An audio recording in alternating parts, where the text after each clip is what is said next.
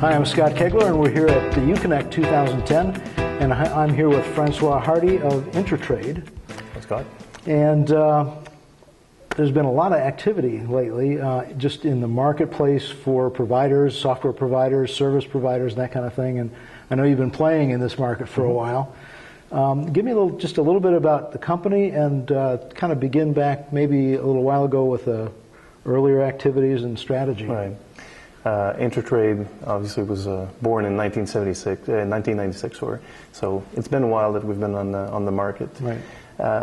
Usually, it takes a little while also to become something. Right. We've taken our time in trying to figure out exactly what we wanted to do, and in the past couple of years, our strategy has really gelled into understanding what we wanted to offer to our customer base. Okay. So this is why last year we started with the Edge acquisition. So starting to get from our base portfolio, which is essentially being a VAN Tier 1 and providing managed services to our customers, so really as a SaaS model. Okay. And in encountering a number of customers, we realized that, well, there's a need for a deployed solution. So that's the reason for that acquisition.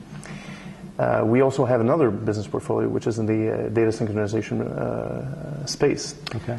We had Neiman Marcus as a catalog customer, along with hundreds of vendors. But we also realized that to be able to be a significant player in that market, we had to do something. We had to wedge ourselves in there and get a better approach. So we started adding features to our catalog, like rich media content and stuff like that, which is really interesting, but still we only had that one vendor. I see. And in the past few weeks, what we've accomplished is actually to take advantage of the GXS and Innovis merger, which unfortunately for GXS, they had to divest their catalog, their active catalog. Okay. So we've taken that whole portfolio from GXS and are transitioning it right now to our own servers.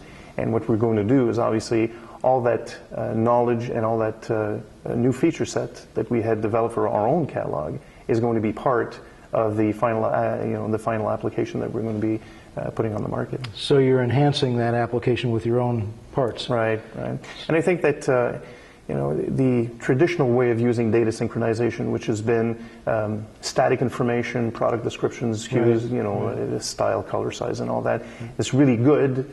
But a lot of people now, retailers with transactional websites, are using that information to feed into other applications that are customer-driven and that require more content. So in indexing that content to the product level or to the G10 or SKU level makes it extremely interesting for them to be able to take that offering and then leverage it to other needs within the corporation.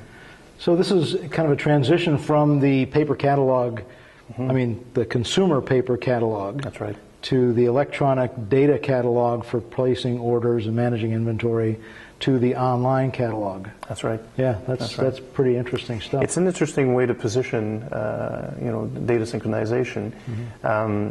There's also, tons of other products out there that help manufacturers and distributors get their products out there. So I think that where InterTrade is going to play is mainly from the legacy data synchronization requirement and moving right to where, let's say, product information management tools are going to play. Okay. Okay, and eventually maybe we'll be there, but for now we're heading towards that area, and hopefully we can capture a lot of the market in satisfying the equation on both ends. And I think that for InterTrade, that's really the key, which is we're not just there to satisfy what the retailers want, which is obviously very important because they are the ones who mandate what's going to happen. Sure. But it's also to facilitate the vendors' work into accessing these platforms, being able to not only post on a private catalog, but also being able to post on a data pool, which we have as a product with ECGDS. So it's allowing a vendor to be able to, with one interface, being able to face the whole world of data synchronization and use this as a eventually a marketing tool for pushing products to retailers. So that kind of moves away from the issue of, well, vendors didn't necessarily want to play in the data sync because there's really no benefit to them, right? I mean, there is, but it's kind of down the road because they get to keep their customer. Right. But in this case, now they've got something that they can actually use to market their own products.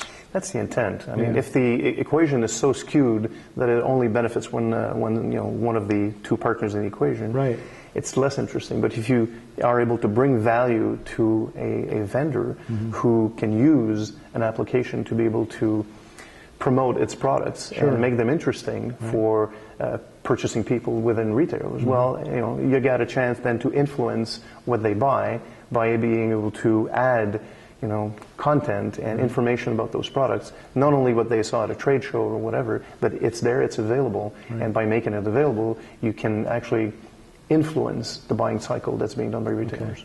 All right, good. Talk to me just a little bit about I mentioned the pushback that you normally get from vendors and people that are tasked with getting their internal data synchronized first, and then publishing that to DataSync. Is that still a significant issue in the market? I mean, even this week we've been speaking to a number of vendors, and there is still some pushback, but I think more and more vendors are looking at this in a way saying, okay, so how can I actually take advantage of this, right? I remember in the early 2000s when Walmart went ahead and committed all their vendors to doing EDI. So a lot of reluctance. And then for the past 5 years, we've been really busy at helping vendors with connecting to a number of retailers. And I think this second wave here of data synchronization is pretty much going to do the same. People are going to go like, okay, well, it's going to happen. There's a train tracks, right? So might as well, jump on the train, or just don't stay there, right? So I think that our goal here is to be able to provide solutions where vendors will recognize the value that they have for them in there, and to be able to then leverage that, increase their sales, strengthen relationships with retailers, and be able to push the products that maybe they want to be pushed, where they have like better margins, or where they want to create a foray into a sector. Right. An analogy that comes to mind is the pharmaceutical markets running ads that drives the customer to request the product. So it's kind of the same thing. Yeah, you see a lot of them from drug manufacturers these days. And I think that why not use data synchronization with the content to be able to do the same thing from a vendor's perspective. Okay, great. All right, well, thanks a lot, Francois. I appreciate your time, and best of luck. It sounds like a great move. We're excited, and I think that our new customers from the Active Catalog or the Global Product Catalog are going to be really happy about the InterTrade service. New features and all that. Great. Well, thanks. Thank you.